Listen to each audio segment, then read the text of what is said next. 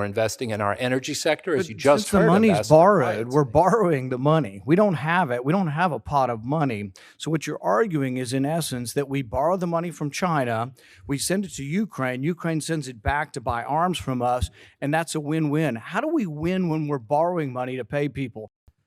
I think it's easy to look around the world and find places where the U.S. taxpayer can be asked to send money to fix the world's problems. But there is an important question we might want to ask before we start sending $100 billion more. Where are you going to get it? You know, we don't have any money. Every bit of our tax revenue goes to Medicare, Medicaid, Social Security, and food stamps. Those four programs consume all of our tax revenue. Everything else is borrowed. In fact, the entire discretionary budget right now is being borrowed. We borrowed $1 trillion in the last 3 months. Interest rates have doubled. Interest payments have doubled. So you can have all this goodwill and try to fix the world's problems, but you're ignoring the rot and ruin you're creating in your own country. Mr. O'Brien, in Russia's weakened state, it's tempting to forget that they're a nuclear power. But I think our foreign policy decisions need to take into account the dangers of war escalating in Ukraine. As Harvard's Graham Allison points out, if Putin is forced to choose between humiliating defeat on the one hand and escalating the level of destruction, there's every reason to believe he chooses the latter. There's a great deal of evidence that the war in Ukraine has come to a stalemate. Even Ukraine's commander-in-chief of the armed services has admitted as much.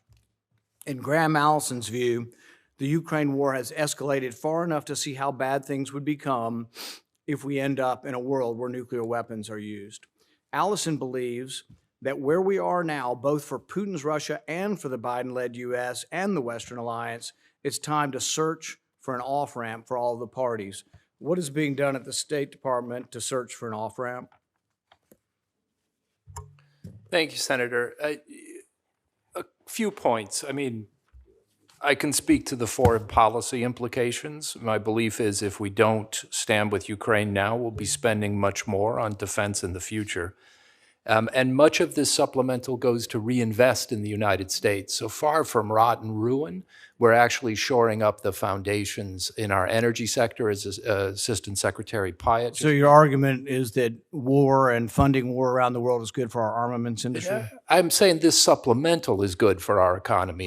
For the armaments industry. So really, it's a justification of war. To me, that's sort of reprehensible. The idea that, and this is coming from my side as well, oh, glory be, the war is really not that bad. Broken windows are not that bad because we pay people to fix them. Broken countries are not so bad because, hey, look, the armaments industry is going to get billions of dollars out of this. Yeah. I think that's a terrible argument. I wish y'all would say maybe there's go back to your freedom argument or something. But the idea that you're going to enrich the armaments manufacturers, I think is reprehensible. Well, Senator, I'm not making the argument war is good. I'm making the argument in this case war is necessary. And that we can make a little profit on the side. It's not so bad since the armaments guys will make a lot of profit on this, right? No, Senator, I think you're proposing a kind of false choice that I either have to say that or say nothing.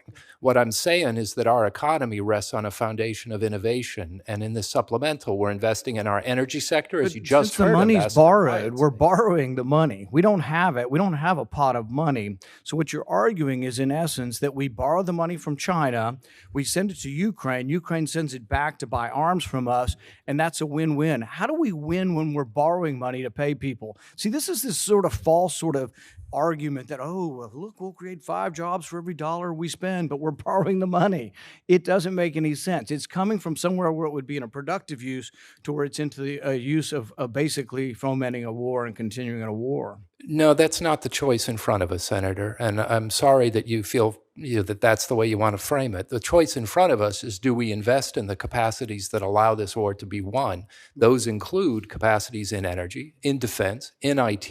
In the original question, let's get away from funding the armaments people. I'm not for that. But the original question is, what are you doing to develop an off-ramp?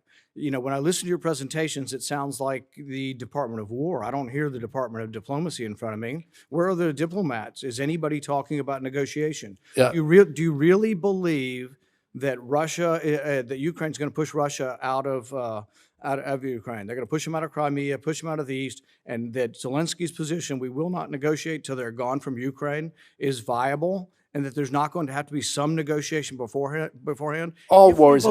If you believe that, though, The meat grinder continues, and Ukraine will be an utter destruction, and tens of thousands of more people will die if there is no negotiation. You would think that as a superpower, we would be involved somewhat with encouraging negotiation, but I've heard nothing from you and nothing from anyone in your administration, frankly, that talks about negotiating. So, well, Senator, then I hope you would, sit down and talk with me about what we're doing in this regard. Here, I'll give you a little sense of it. All wars end with a negotiation. We've made clear we'll do that with Ukraine, not over Ukraine's head. It takes two parties to negotiate the end of a war. President Putin is not serious about negotiating the end of the war. He has said he wants to wait and see what happens in November 24.